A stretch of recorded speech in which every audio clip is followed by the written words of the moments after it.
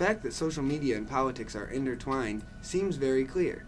Every day, more and more candidates are using social media to get their message out to their constituents and the electorate. Who is Barack Obama? The answer is right there on my Facebook page. We all know the real question is, can this new media change minds and do what politicians really need, change votes? But before we can even start to look at that, we have to see what social media really is and how many people it can affect.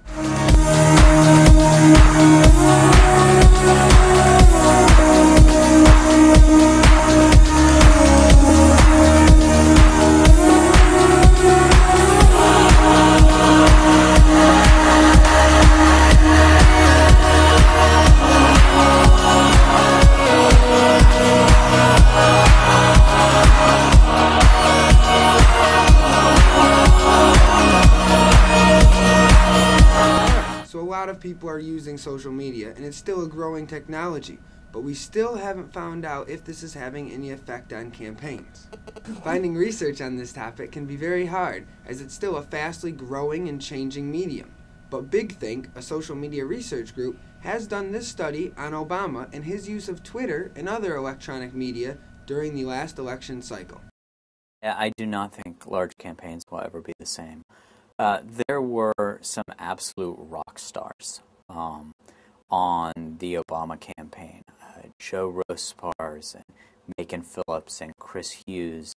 And one thing that was very interesting about the Obama campaign was those people who were really running the campaign, people like David Plouffe and David Axelrod, they empowered these young entrepreneurs on the campaign to run wild with technology and to really test the boundaries of what it could do.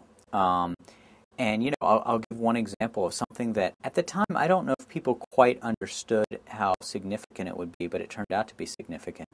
When the campaign decided to announce its vice presidential pick of Vice President Biden by text message, and people could send in their cell phone numbers and get the alert by text message, one of the things that was amazing about that was because so many people subscribed to that, because so many people wanted the text message alert, we suddenly now were able to capture the cell phone numbers of huge numbers of Americans, which enabled us then to have ongoing communications with them.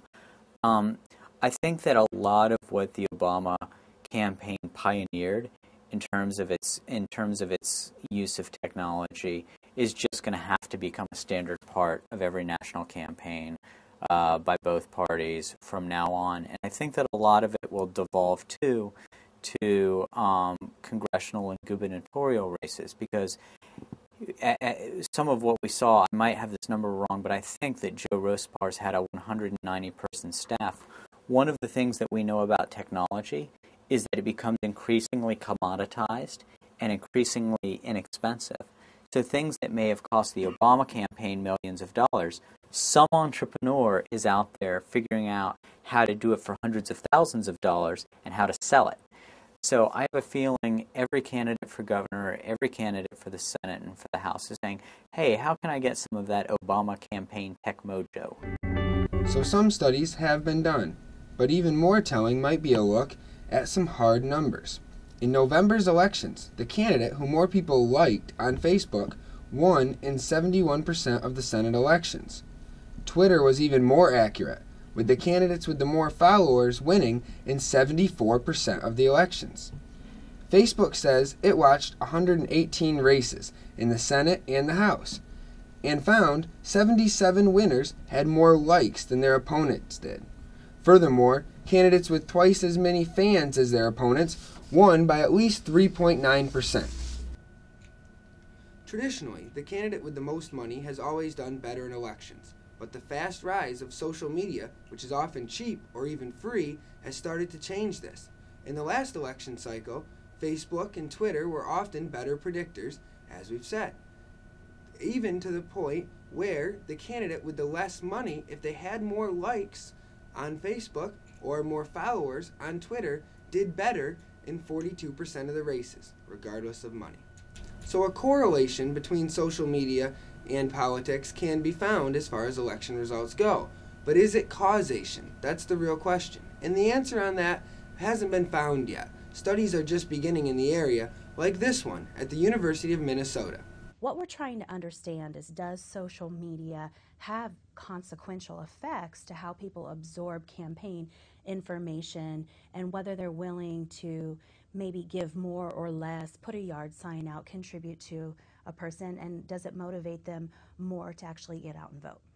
Social media has become such a hot topic that every campaign has tons of social media sites. A lot of them have even hired a social media director for their campaigns, a special position just for that, in addition to a regular communications or public relations person on their staff.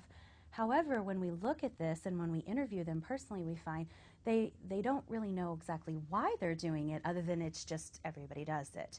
They see this as a way to promote, sort of preach to the choir and promote their base, to donate money, to get riled up and maybe get out and post a yard sign or go talk to neighbors and friends and drum up this sort of excitement that they need to get people to the polls. But they've never done any kind of systematic testing of messaging. They don't really know if it's effective. It's really pretty new still. I mean, it started with Howard Dean, and then Obama made it really worldwide famous with his amazing fundraising he did online. But there's really no understanding of these campaigns, of whether it works or not. They're just doing it because it seems to be the thing to do. What we're trying to do then is step back and find out and evaluate what's happening, so that we can actually give them results-oriented information, so that they know if what they're doing is even cost-effective.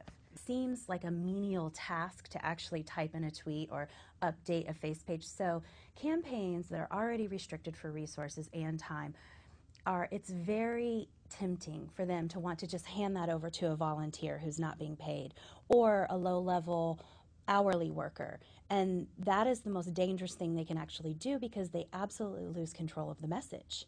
And so what we're trying to talk to them about is, although that's tempting because it seems like a menial task or a very routine thing to do, that's the exact wrong strategy. And so I think that's the counterintuitive thing for people to understand. And again, that's not strictly for campaigns. That's true for any business, any organization, or any individual who's trying to have a face in social media. So in the end, we don't know what effect these will have, and the research is still coming. My belief is still as it was when I began, that most of the time these uses of social media are not changing minds, it's just showing people's opinions and biases that they already have.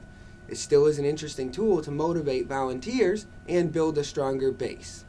More will have to be known in the coming years, with the next presidential election cycle seen by most researchers as the real time will find this out.